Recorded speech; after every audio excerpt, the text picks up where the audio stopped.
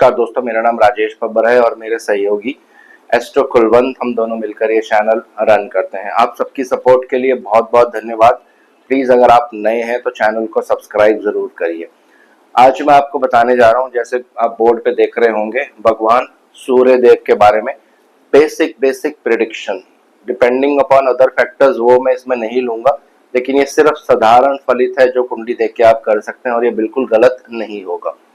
तो वीडियो आरंभ करने से पहले भगवान गणेश जी और भगवान शनिदेव से आराधना करूंगा, सबके घर में सुख और शांति बनाए रखे। तो दोस्तों, जब भी हम ज्योतिष करते हैं, एक बेसिक चीज जो है ज्योतिष में हमें सिखाई जाती है, वो है सूर्यदेव आत्मा के कारक है।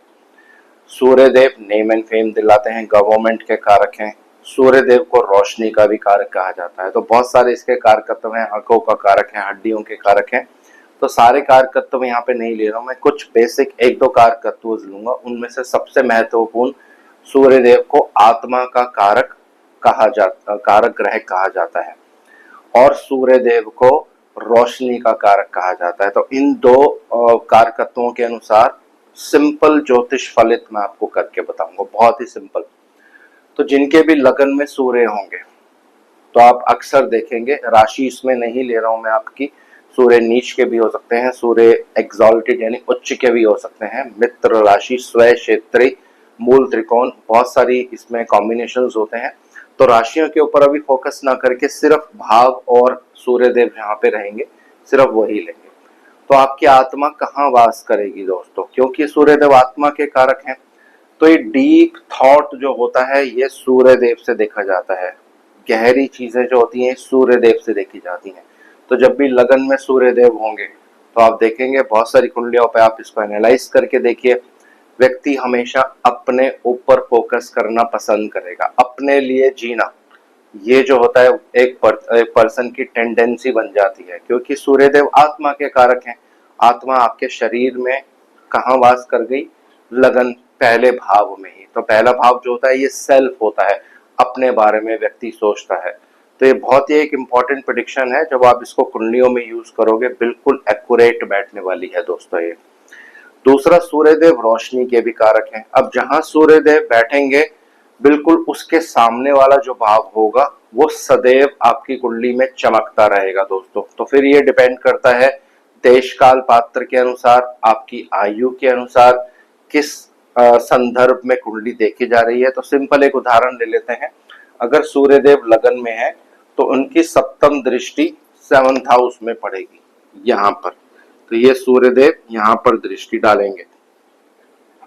तो जैसे मैंने आपको पहले बता दिया, किस संदर्भ में आप बात करते हैं ये यहाँ पे बहुत जरूरी होता है। तो मैं उदाहरण के लिए मान लेता हूँ कि ये पत्नी का भाव है, ये एक पुरुष कुंडली है, ये उनकी पत्नी का भाव है। तो आप बिल्कुल बहुत सी कुंडलियों पे चेक करके देखिए, जब लगन में सूर्यदेव होगा तो पत्नी जो है लाइफ में शाइन करेंगी, आपको हमेशा सपोर्ट करेंगी। पत्नी के माध्यम से एक डेली इनकम लाइफ में बनी रहती है। ऐसा इसलिए क्योंकि 7वां जो भाव होता है ये डेली इनकम का आपका भाव होता है दोस्तों। तो ये बहुत ही एक इम्पॉर्टेंट प्रेडिक्शन है, इसको बहुत सी कुंडलियों पे आप चेक करके देखिए। बाकी फैक्टर्स बिल्कुल अलग है, पर्सन घमंडी होगा, ईगोइस्टिक होगा, ये सारी चीजें यहाँ पे मैं नहीं कवर कर रहा हूँ, ठीक है। दूसरा भाव लेते हैं, अगर सूर्यदेव दूसरे भाव में होंगे तो फर्स्ट प्रेडिक्शन, सूर्यदेव आत्मा के कारक हैं। आपकी आत्मा कहाँ वास कर रही है कुंडली में? दूसरे भाव में। पैसा और फैमिली, बस ये दो ही चीजें होती हैं जिसके ऊपर पर्सन लाइफ में बहुत ज्यादा फोकस करता है। और भी इसमें प्रेडिक्शंस होंगी, लेकिन वो सब मैं यहाँ पे अभी नहीं ले रहा हूँ। दृष्टि, सूर्यदेव जहां रहेंगे उसका 7th हाउस हमेशा आपको चमकता हुआ दिखेगा। इस भाव के जो कारकत्व होंगे उसमें बहुत पॉजिटिव चीजें रहती हैं। तो उदाहरण के लिए मान लीजिए यह एक लड़की की कुंडली है, दूसरे भाव में सूर्य है, तो 7th जो उससे 7th हाउस होगा जहाँ पे सूर्यदेव दृष्टि डालेंगे, वो ये वाला भाव है। तो ये होता है ससुराल का भाव, ये होता है पेरेंटल प्रॉपर्टी का भाव, ये होता है जीवन में ट्रांसफॉर्मेशन, चेंज। तो ये बहुत पॉजिटिव हो जाता है उन लोगों की कुंडली में जिसके दूसरे भाव में सूर्यदेव होंगे। ससुराल वाले हमेशा शाइन करेंगे आपकी शादी के बाद, यानी जहाँ पे भी आपका विवाह होगा ससुराल वालों का भाग्य उदय हो जाएगा। डिपेंडिंग अपॉन अदर फैक्टर्स भी, दूसरे ग्रह भी इसमें रोल प्ले करेंगे, लेकिन ये सिर्फ एक जनरल फलित है जो मैं आपको बताने जा रहा हूँ। उसके बाद 8th हाउस जो होता है ये ट्रांसफॉर्मेशन का भाव है, चेंज। अचानक से आपकी लाइफ में पॉजिटिव चीजें आ जाती हैं, पॉजिटिव चेंज हो जाएगा, अचानक से आपकी प्रमोशन हो जाएगी, अनएक्सपेक्टेडली आपकी सैलरी बढ़ जाएगी, यानी अचानक, क्योंकि ये भाव सूर्य के बिल्कुल सामने है, तो सूर्य की पूर्ण दृष्टि है यहाँ पे। तो जहां सूर्य दृष्टि डालते हैं उस वो जो भाव होता है कुंडली में सदैव चमकता रहता है दोस्तों।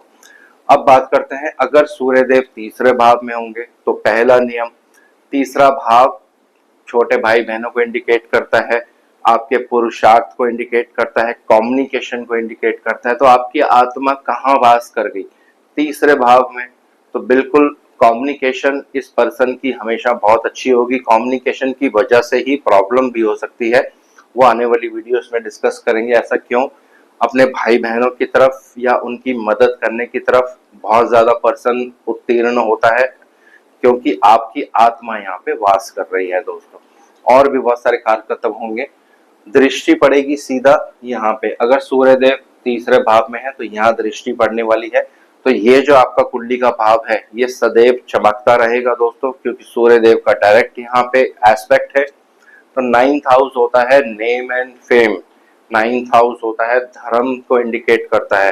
तो आपको जीवन में धर्म से रिलेटेड नेम एंड फेम बिल्कुल मिलता रहेगा, और आपका भाग्य भी कदम कदम पे आपके साथ देगा। दूसरे ग्रहों को इसमें हम साथ में जोड़ेंगे तो एक फाइनल प्रेडिक्शन आ जाएगी, लेकिन ये एक जनरल प्रेडिक्शन है।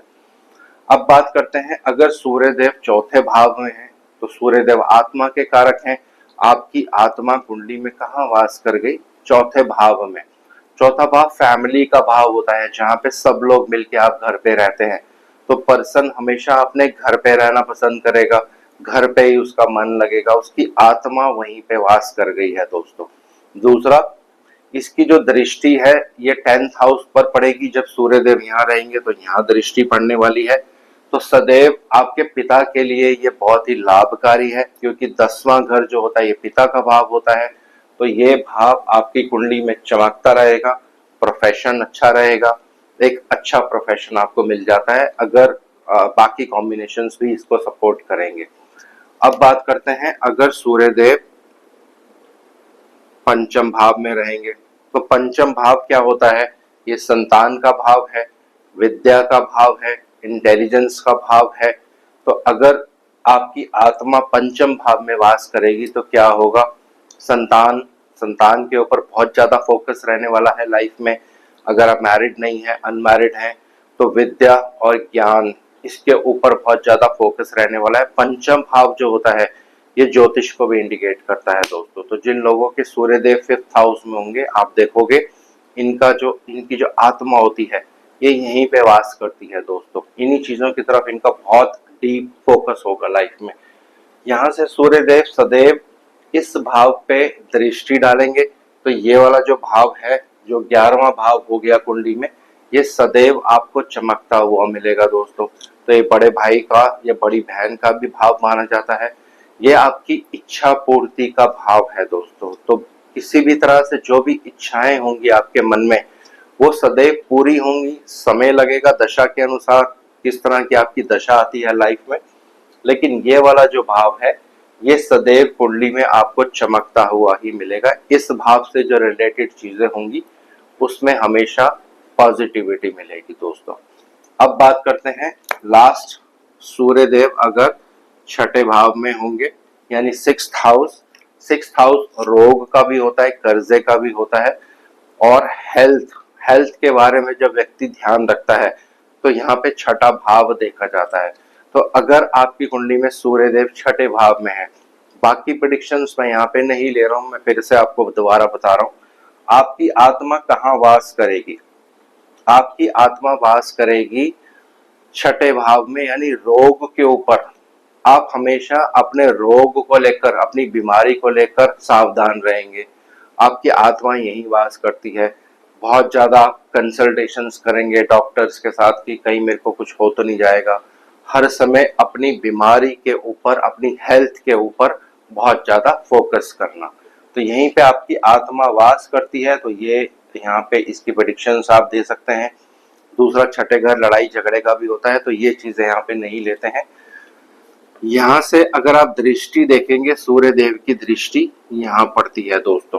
12वां भाव जो होता है ये बहुत महत्वपूर्ण भाव होता है कुंडली में, इसके ऊपर भी आने वाले समय में चर्चा करेंगे। 12th हाउस रिलीजन और स्पिरिचुअल चीजों को इंडिकेट करता है। तो जिन लोगों के 6th हाउस में सूर्य होंगे तो आप देखेंगे उनका 12वां भाव सदैव चमकता हुआ रहेगा। तो खर्चा बहुत कराएगा, ये एक डिफरेंट चीज है, लेकिन स्पिरिचुअल चीजों की तरफ आपकी बहुत ज्यादा अट्रैक्शन होती है। जो गुरु होंगे या जो भी तो स्पिरिचुअल चीजों की तरफ पर्सन की बहुत ज्यादा अट्रैक्शन आती है। 12th हाउस जो होता है ये किसी गुरु का भी भाव होता है दोस्तों। यहाँ से आप स्पिरिचुअल गुरु भी देखते हैं, तो इनका जो झुकाव होगा, क्योंकि ये भाव इनका कुंडली में चमक रहा है 12th हाउस, तो ज्यादातर ये प्रेडिक्शंस आप यहाँ पे कर सकते हैं। स्पिरिचुअल चीजों की तरफ बहुत ज्यादा अट्रैक्शन होता है। कर लिया है तो छठे भाव तक मैंने यहाँ पे कवर कर लिया है। इस वीडियो को यहीं विराम दे रहा हूँ ताकि वीडियो ज्यादा लंबी नहीं हो, आपको समझने में इजी रहे।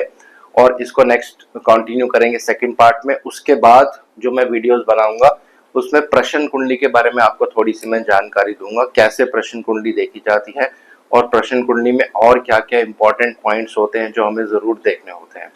तो आज इस वीडियो को यहीं विराम दे रहा हूँ। आशा करता हूँ सब कुशल मंगल होंगे। तो अगर आप हमारे चैनल पर नए हैं तो प्लीज चैनल को सब्सक्राइब करिए दोस्तों। धन्यवाद।